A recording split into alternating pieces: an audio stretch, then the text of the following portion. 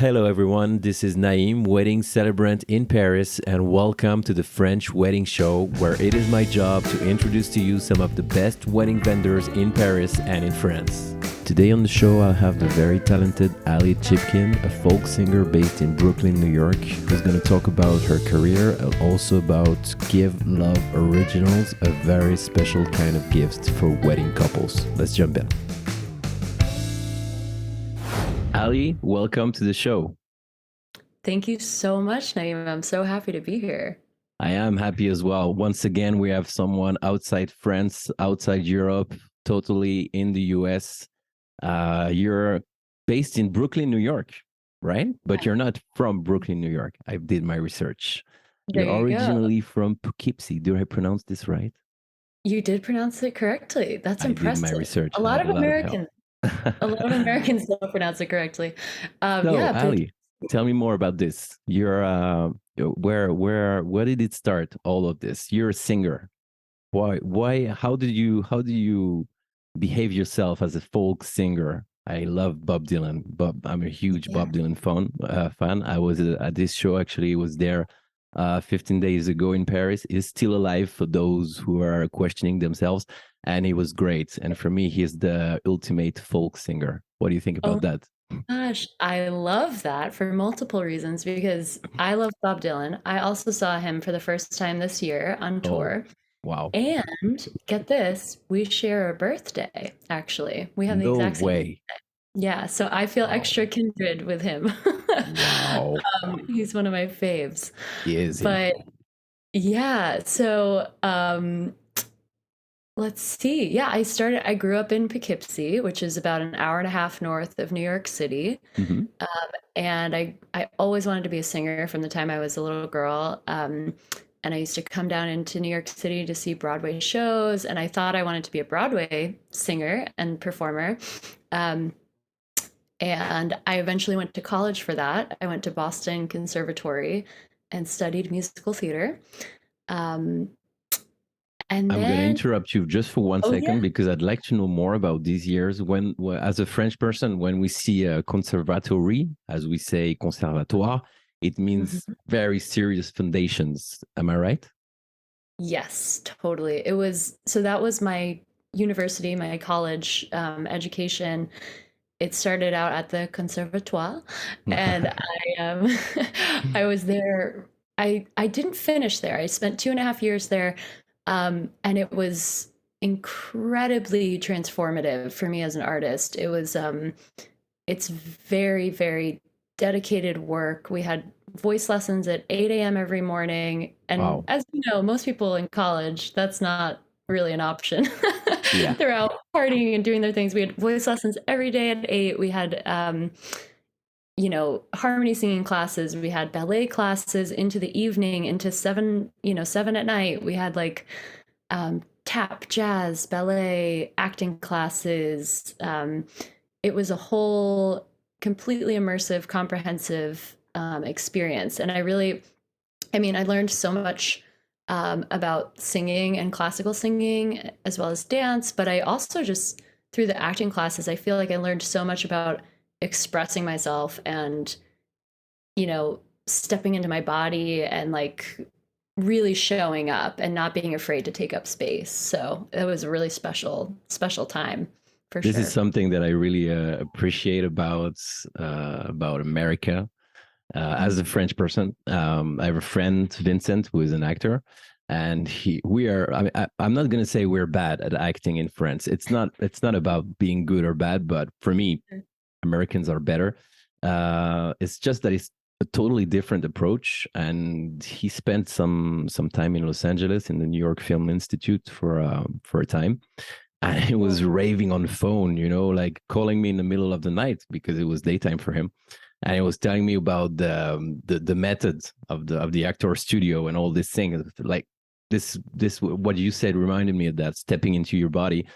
I think it's a very very interesting way to go into art in general. And I'm not surprised that you say that you really liked it, because yeah, I can feel it just seeing you.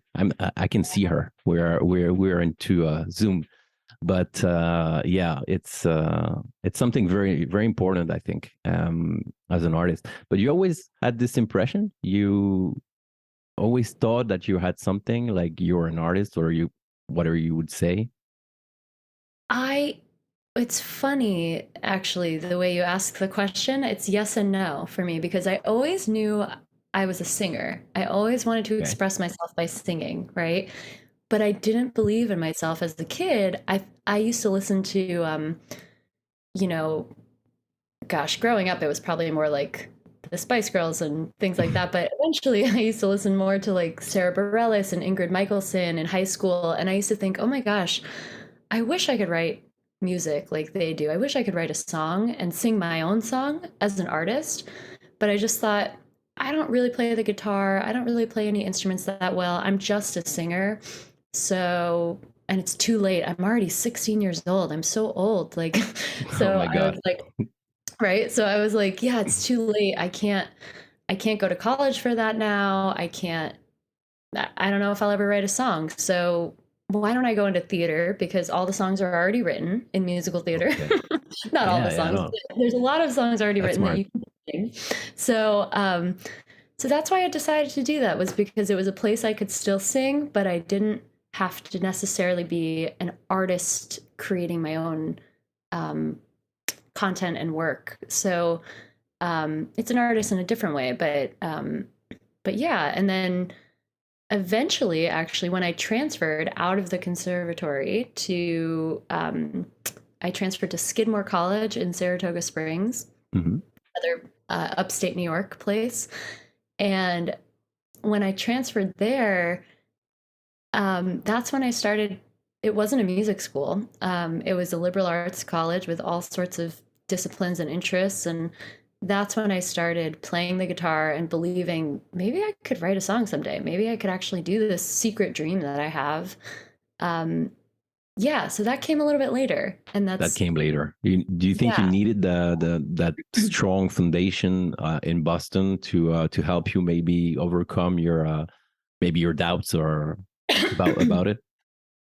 Yeah, I mean, again, it's a yes and a no because the yes, the yes comes from yes, it gave me incredible training in so many different ways. And, I think looking back, eh, you can't ever have skipped a step, like every single step in the whole journey is necessary to get you where you're Of course. going. But but at the same time, because I was in this like really, I was just surrounded by amazing musicians and really talented teachers, and everybody had crazy high expectations. I thought, like, I was a little afraid to fail. So I Hmm. was a little afraid to pick up a guitar and say, I can write a song because there were like, John Mayer went to Berklee College of Music. Like, it's Yeah. like right next door to Boston Conservatory there, and so many other people who I'm just like blanking on right now, incredible musicians are all right there, and they're your age and they're writing music as well. um and they've been doing it since they were 6 or 10 or whatever.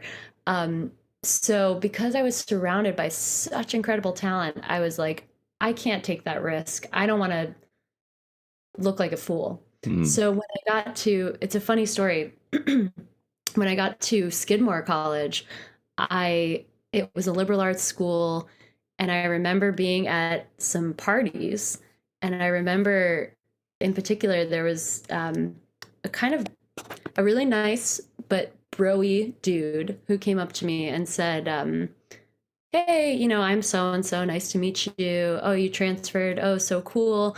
Oh, from a music conservatory. I'm a guitarist. And I was like, oh, wow, that's amazing. Like, so cool. So, um, I was like, we should get together and jam sometime, or like, I could sing and you can play the guitar. That would be awesome.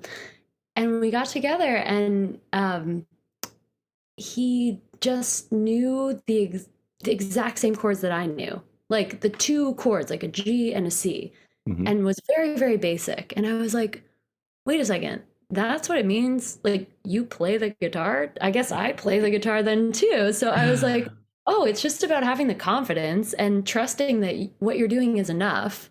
Um, and from that point forward, when I was in that new setting, I was like, okay, I can. Other people say they play the guitar with these two chords, so why can't I?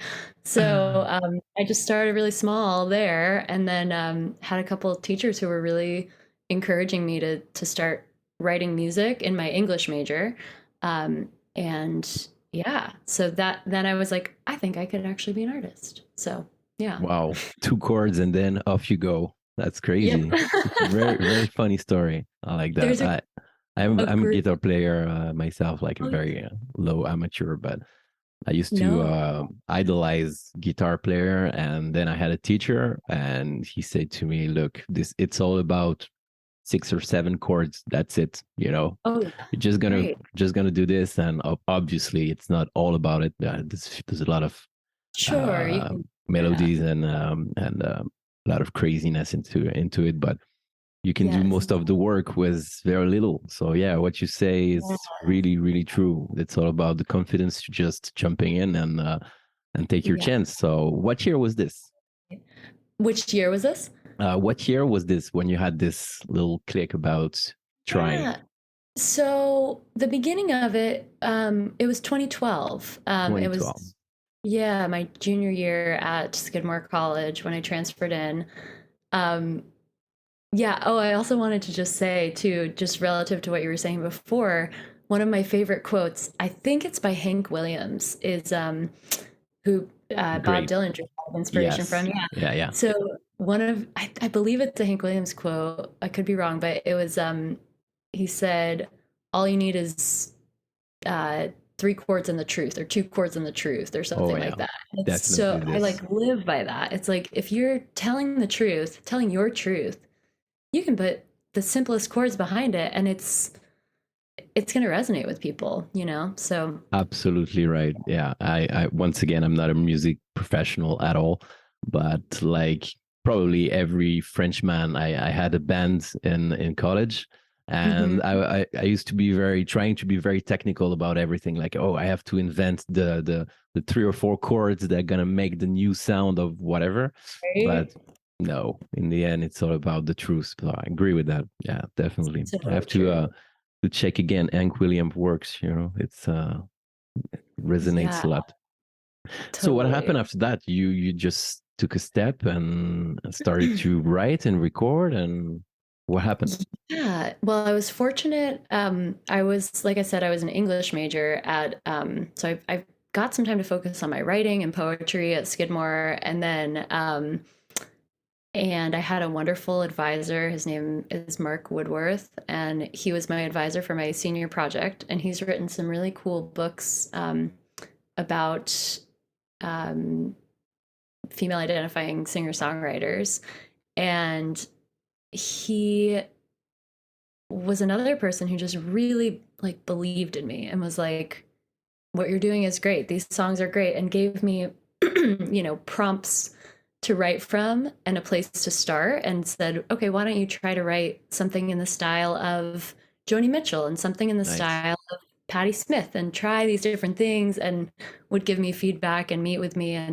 Um, and then I created this senior project for my English major. Instead of doing like a poetry capstone or something like that, I did a songwriting capstone project. And so my senior project was my first record. But it was crazy because, yeah, I put that all together for my senior project. It was about 7 songs.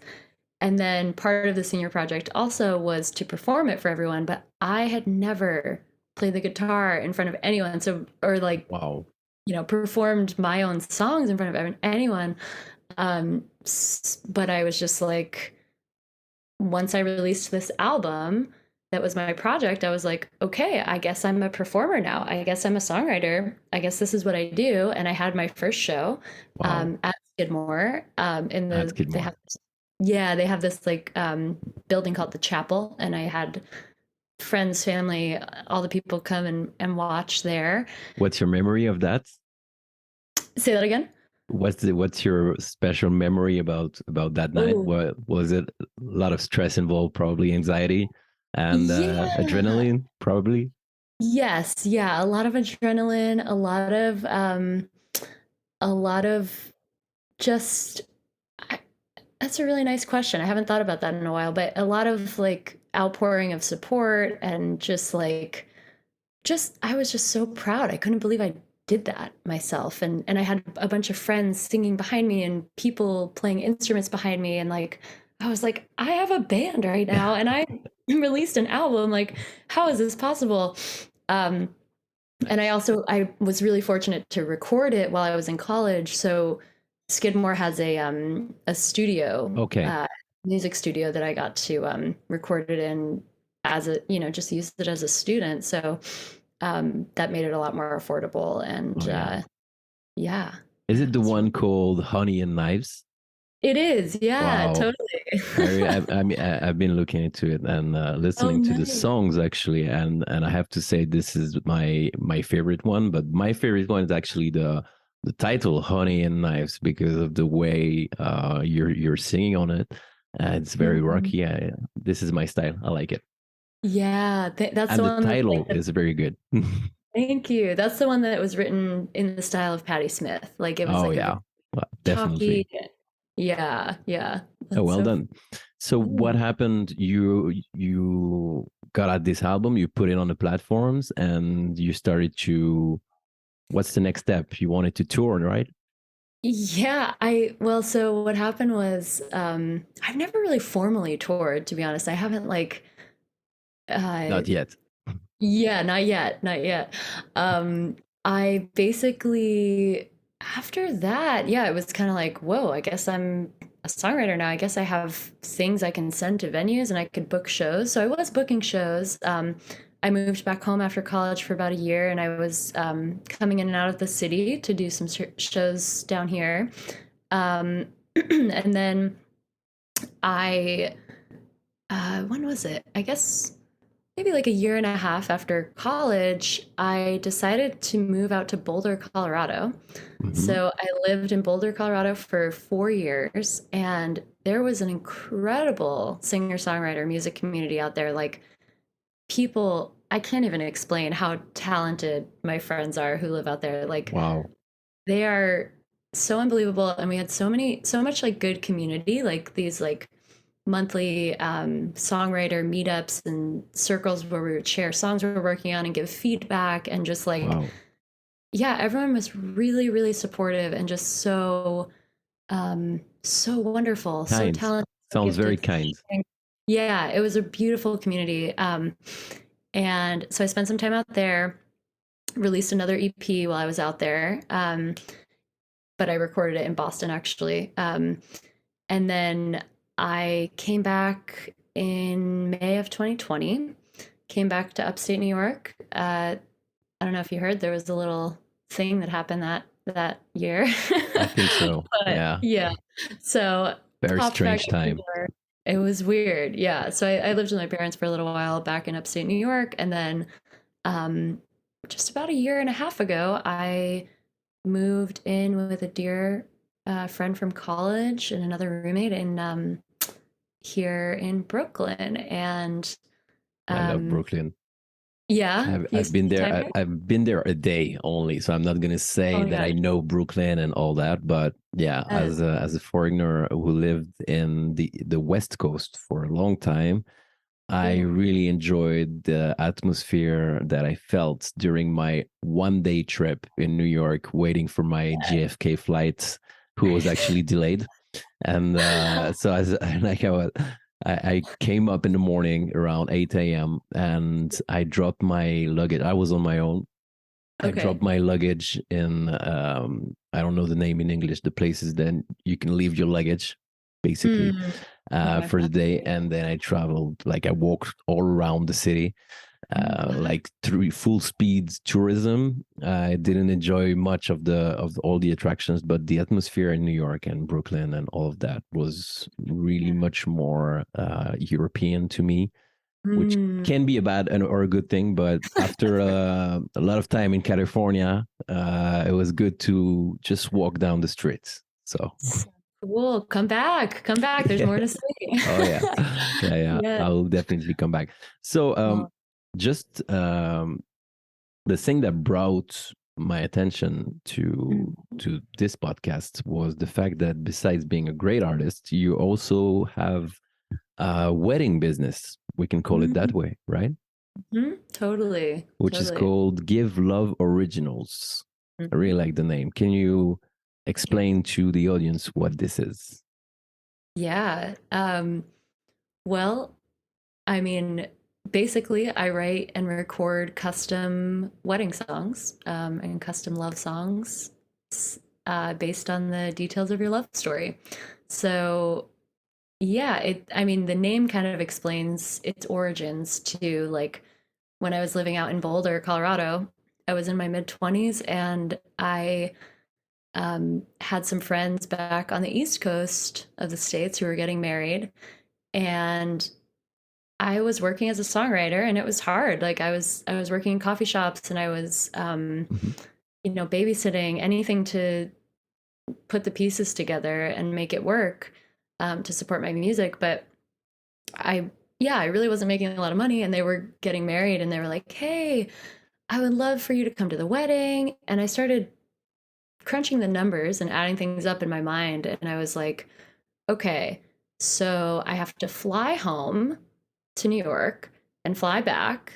There's that expense. I have to buy a dress. I have to buy shoes. I have to, I'm going to their bachelorette party, so I have to travel to get there. I have to Mhm. pay for a hotel. I have to pay all these things. And I was like, and then I had more and more friends starting to get married. And I was like, how am I going to afford this? I don't know what to do. I have to buy a gift, all these things.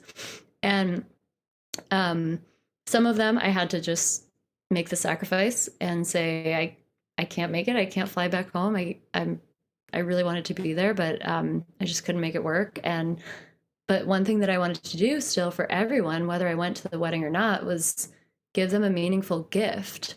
And yeah, I just was like, what can I do? What comes from my heart that like I can offer them that is like meaningful, special, unique to me and a true gift for them. And so I started writing songs and I asked them, "Hey, can you send me a list of things you love about your partner? No reason, a Mhm. surprise, like things you love about them, funny stories, things that, kind of irk you about them or silly things like that." And yeah, and then I wrote my first couple then, and then it's been kind of a side business, word of mouth, for a lot of years since 2017, and this past year it's taken on a life of its own, and it's become a full time thing for me, and it's been amazing. It's been really That's fun. good. Congratulations. Yeah, I found you from Paris. So yeah, I guess it's taking over. And Yeah. you're working with three different packages I've seen on your website. It's can you explain us what is it exactly? Yeah, absolutely. So basically, I mean, uh, as I've been getting more and more clients and I want to be able to work with everyone, but obviously to write a custom love song takes a lot of time and then to record it also takes a lot of time. Yeah. So I was like, how can I make this manageable where, and I also wanted to make it so that people with different budgets could afford different levels of things. So I made a couple different levers that you can pull in order to find what works best for you. So I have um, the fully custom song, obviously, that you can do where we have a long conversation. We keep in touch about details. You send me all the points to include in the song, and then I write it from scratch. And it's like 100% for you forever. And then you get a custom recording as well. And then I have a semi custom option that is, I have like pre written songs that are there's one called How I Knew, and the chorus always says, "That's how I knew, that's how I knew." And the verses are the details about like, how did you know your partner was the one for you? Um, Very nice. so every song is different, but it's the same melody, same guitar part, and some of it is I recorded in advance to take out a little bit of the production time. Um, And then I have a basic offering, and that one is called I Do. And that one works really well as a gift if you don't know the couple super well, you don't know all the details of their love story, and or maybe you don't have a ton of time to go for the fully custom song. And that one, you just need a little bit of information. You just need to know where they met and fell in love, and the names of the couple, obviously, and the day that they're getting married. So, yeah, just a couple different like options and ways to make it work. Very nice idea. I have to say, it's the first time that I was stumbling upon an idea, that original idea. So, Oh, congratulations for that. And how fast is the process once the couple are reaching out to you? Obviously, I will leave the Allie's website on the show notes for everyone to inquire if you're interested. So, if the couples or the guests are interested, they reach out to you. And how long does it take in general, the process? What would you say? yeah. So I like to have at least for the fully custom song, at least a month because for all of these songs too, like especially the semi-custom and the fully custom songs, they're there's like a draft and time for edits. If anything, maybe I pronounced something wrong. Yeah, Maybe your name is French and I don't exactly know how to say it. And well, of course I'll check with you first, but there might be things that I think I know, how to yeah, pronounce, or I think I know, you know, the way that I want to write about it. And then you say, oh, actually, you know, this detail is slightly different. If you could frame it in this different way, that would be great. So there's time for edits. There's time to like make it. I just want to make it perfect for you and feel really, really right to you and your relationships. So I like to leave time for that. So for the fully custom, yeah, I like to like meet with the couple or meet with the person who's giving it as a gift and have an in-depth conversation with them, hear how they talk about their partner, um, or the couple, and then spend a little time writing, have them give edits, and then the recording process takes usually about like a week and a half as well. wow, So the month window is probably best for that, and then it kind of goes down from there. 2 weeks for the semi-custom, and a week for the other one. So nice, very manageable and adaptable. Um, and also, you can offer to play the song live at the wedding. That's a that is possibility, right? You can do that that. is true. Yeah, So I exactly, have a exactly. question. Do you do this only in the US or also outside the US? That's a great question. I mean, I would love I haven't yet done it in France or outside of the US, but what a dream that would be. Oh my gosh, I would love to play a wedding that was in some beautiful country outside of where I live. Countryside of That would be amazing. Provence, Oh my obviously. gosh, yes, please. Well, with the magic of internet, you never know what can happen. So thank you True. very much for taking the time to speak to me. I heard you're very busy and you've been Oh. playing a special show this week. Even for Europeans, you would know that. Can you remind us where you've been this week? Where did you play? So I actually, yeah, I had an appearance writing a song and singing it on The Tonight Show with Jimmy Fallon. So that Wow. was really cool this past Monday. Actually, this is your show and I'm your guest. This is what you wanted to say, right? There you go. Exactly. I'm not famous at all, guys. She is the one. So congratulations again, You're and thank you awesome. so much, Ali, for taking the time Thank to you, speak Nate. to us from New York. It's such a And I'll see you probably somewhere in Europe or in the US someday.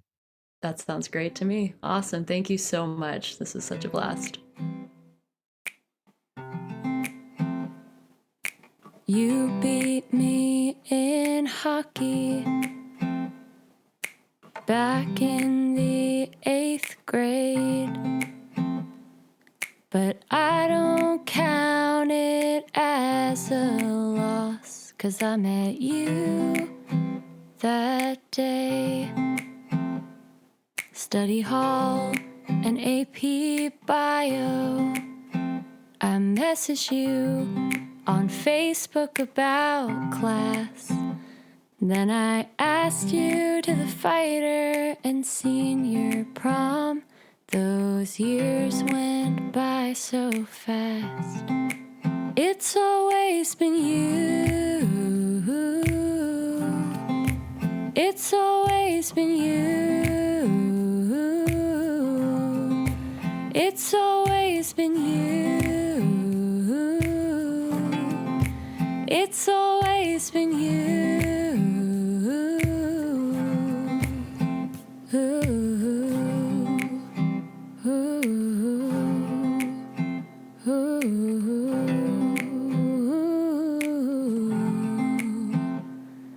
I'd never tasted Indian food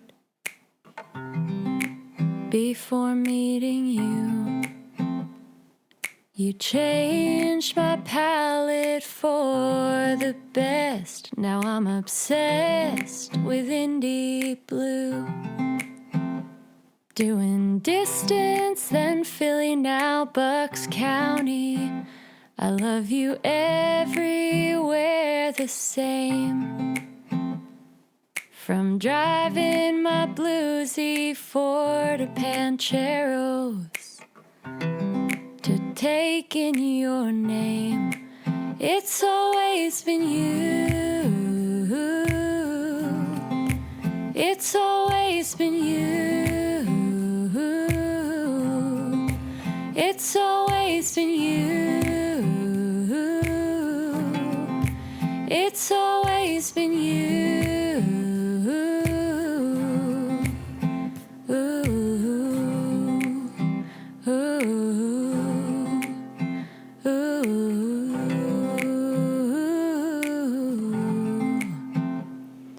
Oh, I can't wait to love you through whatever comes our way. You, me, Baxter, and Pickles, and our sweet family someday. It's always been you. It's always been you. It's always been you. It's always been you.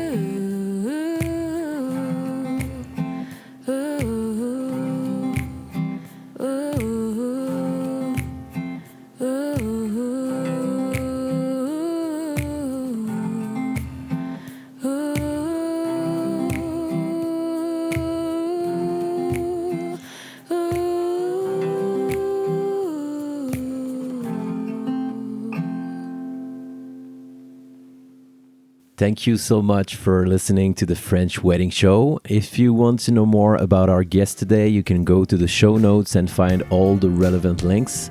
Also, have a look at my website, theparisiancelebrant.com, also in the show notes. If you want to start to plan your wedding ceremony or elopement in Paris or anywhere in France. I look forward to hear your ideas. Thank you again so much for listening, and see you soon for another episode.